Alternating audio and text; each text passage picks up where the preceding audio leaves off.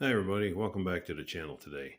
Today I want to talk about a modification that I like to call supercharging your Roostertail lure. And I started using Roostertail lures a couple of years ago, and I kind of had a love-hate relationship with them when I started. They were a good lure, but there was times that I lost a few fish on them, and I was at the time using a lot of 1/8 ounce Roostertails. So I took a look at the lure, and I was trying to figure out what maybe was the issue with it. And the main thing I encountered was that I thought the treble hook was too small for certain larger fish because that's typically what would happen. I could catch small fish on them without much trouble, but the few times I would hook into a larger fish that had a larger mouth on it, I would typically end up losing that fish. So I started thinking about options as far as treble hook sizes. And for demonstration purposes, here's an 1/8 ounce rooster tail as they come from the factory. And this comes with a number 10 treble hook on the back. So the next size up in treble hooks is what's called a number 8 hook. So I went and started looking at my local bait and tackle shop, and I found some packages where you can get some number 8 sizes. And the hook is not a lot larger than the 8. It's just a teeny bit larger, but I thought that might give me the extra bit of margin I needed to help me catch some of the larger fish. So what I did was I started modifying them. So what I do is I would take a rooster tail, and this one's already kind of in the middle of being modified, and I took and snipped off the rooster tail. I had to, or not the rooster tail. I'm sorry, the treble hook. And what I had to do is basically do that because it's either snip this or snip the wire. And if you snip the wire, you end up ruining the whole lure unless you can somehow bend the wire around and retie it. So I would just cut off the old rooster tail, and what they came stock with was like a number 10 size treble hook. And once that was removed, then I just got a standard split ring, and then the larger size, which in this case is the number 8 hook instead of the number 10 on it. And then I would attach them, and then this is one that has been completed. So what you end up with is instead of this is the factory one, and I don't know if I can zoom in and see that good or not, but basically the hook itself is attached right to the wire from the factory. The only other piece that's added now, once I've done the modification, is the split ring itself.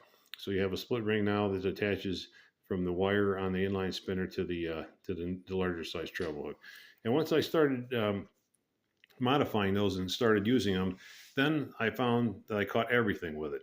It didn't matter whether it was a small panfish like a bluegill or a sunfish, up through the larger size fish like the rock bass and the crappie, and then into the bigger bass like your smallmouth or largemouth. And I've also caught things like skipjack on them, white bass, yellow bass on them. It's become really my go-to lure in the summertime fishing because it's such a great lure. And what I find is I like to use lighter and darker colors. The ones I'm building up today are kind of a brown color. I think they're called the salmon fly color that Rooster Tail makes, which is kind of like a darker brown. And I really like that color a lot. It kind of reminds me of the different lures that the fly fishermen use. And they typically have a lot of guys that tie their own flies typically do a lot of stuff in brown or using like squirrel colored tails on the hackles and things like that on their lures. And this is a great analog for a lot of fly fishing lures. But it's really a good modification. It's super easy to do. You just need to get a pack of treble hooks and some split rings. And the one thing I will say is all treble hooks are not created equal. The ones I'm using currently, and I like these, are the ones that from Bass Pro Shops. I have tried a few other brands, but you have to be very careful on your treble hooks. Some brands don't have a very good barb on the hooks, and you need to take a good look at them when you're at the store because I have found a couple brands where there's not much of a barb there, and the barb that's there is kind of been like chrome plated.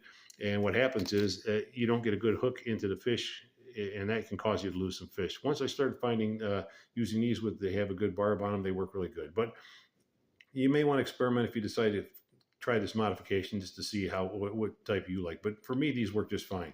But yeah, if you get a chance, and this is a great time to do it right now because we're in the midst of a pretty wet period in Kentucky and around the country. It's going to be 3 or 4 days of rain. So it's a perfect time to kind of get by your local tackle shop, pick up some trebles, some split rings, and modify a few of your lures. I think you'll be pleasantly surprised if you get a chance to get out and fish them. But these rooster tails really will catch you pretty much anything and everything on the water once you've modified them with the slightly larger treble hook.